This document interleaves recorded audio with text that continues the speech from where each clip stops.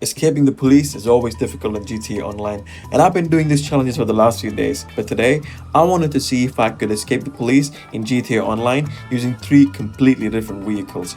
A stolen police car to see if they think I'm one of their own, one of the fastest cars I could find, and finally, Optimus Prime right before he transforms.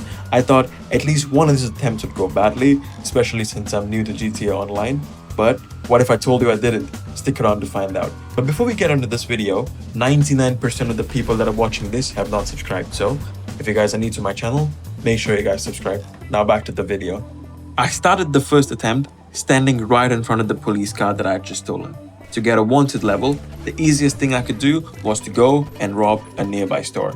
Now I jumped back into the car and drove off. Unfortunately though, the police almost immediately arrived, and within seconds, I was escaping the police while driving their own car. I managed to create some distance and found a decent place to hide because the car was easily tracked. I thought that the moment the warning stars started to flash, it would be easy for me to get away. But unfortunately though, police helicopter flew directly above me and spotted me with the car. So the hiding place was useless. I got back into the car, the chase started again.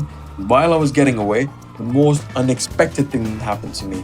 The car crashed into some random debris and flew all over the place. It bounced, it spun around, and flew across the road. But somehow, it stayed upright. The car looked totally beaten. It had been through enough. It wasn't driving well anymore. But even then, I kept driving to a point that the car just stopped. I got out of the car, found the nearest hiding space, hid for approximately 1 minute, and when the stars started to flash, I knew it was time. The police cars were right around the corner, but even before they could get to me, the wanted levels disappeared. And surprisingly, the first escape was possible. Although I'm not going to count it only because I was not in the car at all times, but the car had given up and I had no other choice. For the second attempt though, I stole one of the fastest cars I could find.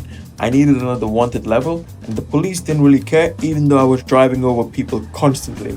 Finally, they noticed and I reached 2 stars. They started to chase me and then almost immediately disappeared right behind me. The car was so fast that they weren't even able to chase. Every time the police car appeared on the minimap, they were gone only a few seconds later. After everything that had happened in this car was almost feeling like a cakewalk. And now that this chase was done, it wasn't even a bit of a challenge. I'm still gonna count that as completed, but this was one of the easiest escapes that I could find.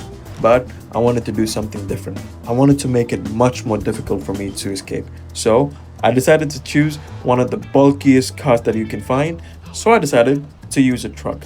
I found another truck and started trying to get a wanted level. I ran over a few people, crashed into cars, and even started shooting, but nothing happened. No stars, no police, nothing. For a moment, it felt like I had found the only part of Los Santos where nobody wanted to get involved. So I headed back towards the city, caused a little bit more damage, and finally got a wanted level. This time though, the police had a very different problem. The truck wasn't fast, but it didn't really need to be because the police cars that tried to block me constantly started getting smashed into. I was driving straight through them. They set up roadblocks, but the truck barely slowed down. Every time they surrounded me, I just kept moving. It was the first time that I felt that instead of me, the police cars were the one that needed a place to hide. And if you talk about the grand scheme of things, the police car was the one where I needed to hide. The supercar was the one that needed speed. But when it came to the truck, it only needed more road right in front of it. After a few minutes, I created some really good distance. The stars started flashing, and eventually the police gave up. Now for this challenge, I had 3 cars, 3 police chases, and 3 successful escapes. The police car survived a very rough first attempt, the supercar was simply too fast, and the truck treated every roadblock like it was optional. For once, I was in the GTA Online beginner being chased around the map with no idea what I was doing. For the first time, I was the one in complete control. So if you guys like this video, make sure you guys subscribe, like, and we will catch you guys in the next one. Until then, peace.